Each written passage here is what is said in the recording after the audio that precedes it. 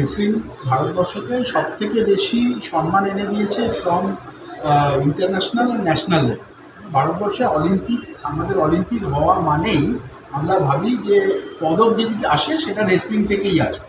এছাড়া কিন্তু আমাদের আমি কোনো খেলাকে ছোট করছি না, কিন্তু আমাদের ধারণাটা থাকে যে রেসলিংটাই আমাদের একটা যদি কিছু আশা থাকে সেটা রেসলিং থেকে। কিন্তু সেটা দেখা গেছে যে কখনো অ্যাথলিট থেকে এসছে, আর্চারি, জ্যাভলিন থেকে এসছে, এরকম এসছে।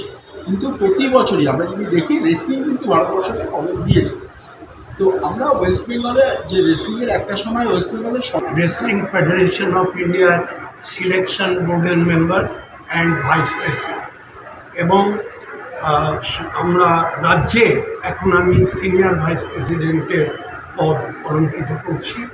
তার কারণ এখন সেন্ট্রাল গভর্নমেন্টের যে রুলস অ্যান্ড রেগুলেশন হয়েছে, আমি স্বইচ্ছায় সভাপতির পদ থেকে সরে ওই জায়গাটা আছে, যে জায়গাটা থেকে কোনো অসুবিধে নেই থাকার ক্ষেত্রে, ভয়েসের ক্ষেত্রে, যেগুলো করেছে। আপনি যে বইটা লিখেছেন এটা নিয়ে কী বলেন? আমার বই তো এটা তো প্রথম বই আমার পাবলিশড হয়েছে। এছাড়াও বেশ কয়েকটা বই আমি লিখেছি যেটা এখনো পাবলিশ করানো খুব শিগগিরই হবে। এটার মধ্যে যেটা আপনারা পাবেন, বিগত 50 বছরের পুরনো কাহিনী এবং কিছু আমার পরিবার, অনেকে হয়তো জানেন, অনেকে জানেন না, পঞ্চম পুরুষ ধরে আমরা কিন্তু সার্ভিস দিচ্ছি ভারতবর্ষের কুস্তিকে এবং পশ্চিমবাংলার কুস্তিকে। আমার ছেলে হচ্ছে পঞ্চম প্রজন্ম রেসলিংয়ের আন্তর্জাতিক খ্যাতিসম্পন্ন কোচ এবং referee, but he represent Australia, ও সিডনিতে থাকে। লিগেসিটা কিন্তু এখন আমরা মেনটেন করছি, এবং কুস্তি আমার প্রাণ। কুস্তির জন্যে যা কিছু দরকার সেটা তো করতে হবে। তো আমার মনে হয়েছে এই যে কিডস রেসলিং আমরা করতে যাচ্ছি, এর কয়েকটা অর্থ আছে।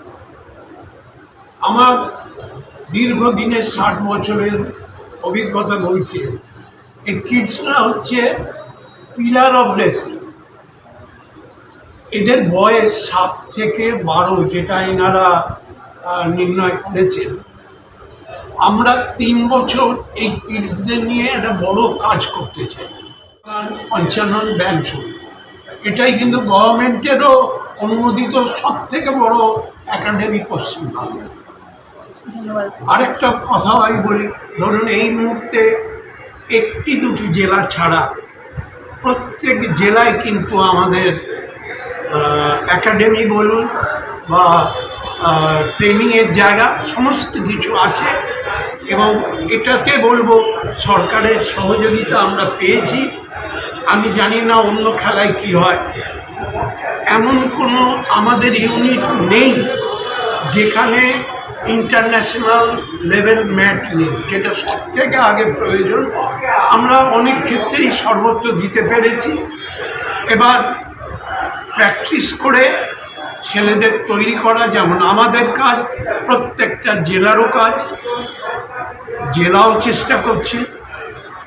আমার মনে হয় 3 বছর সাফিসিয়েন্ট, যেখান থেকে আমরা আবার মেডেল অর্জন করতে পারি। ন্যাশনাল এবং international story under 15, under 17, under 20 এবং সিনিয়র এই গ্রুপগুলিতে হয়, কিন্তু বাচ্চারা কোনো টুর্নামেন্টে পারে না।